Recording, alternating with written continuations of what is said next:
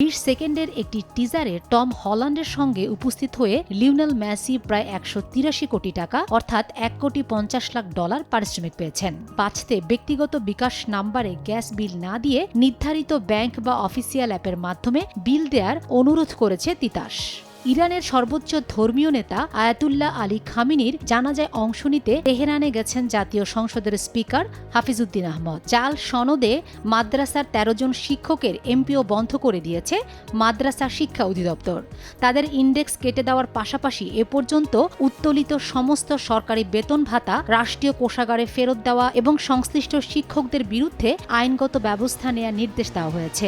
আইন ও বিচার বিভাগের বাজেট ছাঁটাই করে $1 করার প্রস্তাবের জবাবে আইনমন্ত্রী আসাদুজ্জামান জানিয়েছেন, $1 বিচার বিভাগ চালানো সম্ভব নয়, বরং এমনটা হলে দেশ পুলিশি রাষ্ট্রে পরিণত হবে। বাজেট বরাদ্দ নিয়ে আলোচনা করতে গিয়ে সংসদ সদস্যরা দেশে 50 লাখের বেশি মামলা জট, বিচার বিভাগে সরকারের নিয়ন্ত্রণ এবং বাজেট বরাদ্দ জিডিপির মাত্র 0.3% দেওয়া নিয়ে গভীর উদ্বেগ প্রকাশ করেন। জুলাই গণঅভ্যুত্থানের স্মৃতি ও শহীদদের আত্মত্যাগের চেতনা নতুন প্রজন্মের কাছে পৌঁছে দিতে মাসব্যাপী নানা কর্মসূচি ঘোষণা করেছে ইনকেলাব মঞ্চ ও ইনকেলাব কালচারাল সেন্টার। জুলাই মাস জুড়ে পৃথক ভেন্যুতে বই ও গ্রাফিতি প্রদর্শনী, দ্রোহের গান, চলচ্চিত্র প্রদর্শনী, স্মৃতিচারণ, শহীদ পরিবারের শিশুদের সমাবেশ এবং দোয়া মাহফিলের মতো বিভিন্ন সাংস্কৃতিক ও শিক্ষামূলক অনুষ্ঠানের আয়োজন করা হয়েছে।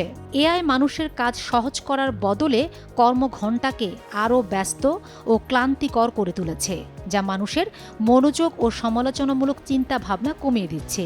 এই যুগে মানুষ মূলত 3 ভাগে বিভক্ত। যারা অলসভাবে এআইয়ের উপর নির্ভরশীল হয়ে পড়বে, তাদের মানসিক সক্ষমতা দিন দিন কমে যাবে। আর যারা এআইকে সরাসরি উত্তর খোঁজার মাধ্যম না বানিয়ে নিজের সৃজনশীলতা ও চিন্তাশীল বাড়ানোর হাতিয়ার হিসেবে ব্যবহার করবে, তারাই ভবিষ্যতে সফলভাবে টিকে থাকবে। সরকারি ব্যয় সংকোচনের অংশ হিসাবে প্রধানমন্ত্রী তারেক রহমানের নির্দেশনায় 2026-27 অর্থ বছরের বাজেট পরবর্তী প্রথাগত নৈশভোজটি বাতিল করা হয়েছে, যা রাষ্ট্রীয় কোষাগারের প্রায় 50 লাখ টাকা সাশ্রয় করেছে।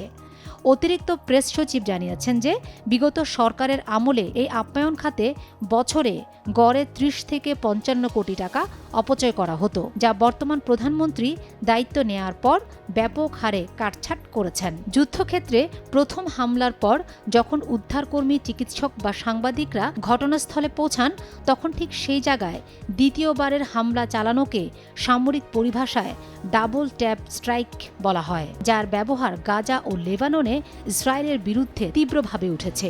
আন্তর্জাতিক আইন অনুযায়ী ইচ্ছাকৃতভাবে উদ্ধারকারীদের লক্ষ্য করে এই ধরনের দ্বিতীয় হামলা চালানো সরাসরি যুদ্ধাপরাধের শামিল হলেও ইসরায়েলি বাহিনী দাবি করছে যে তারা কেবল বৈধ সামরিক লক্ষ্যবস্তুতেই আঘাত করে থাকে।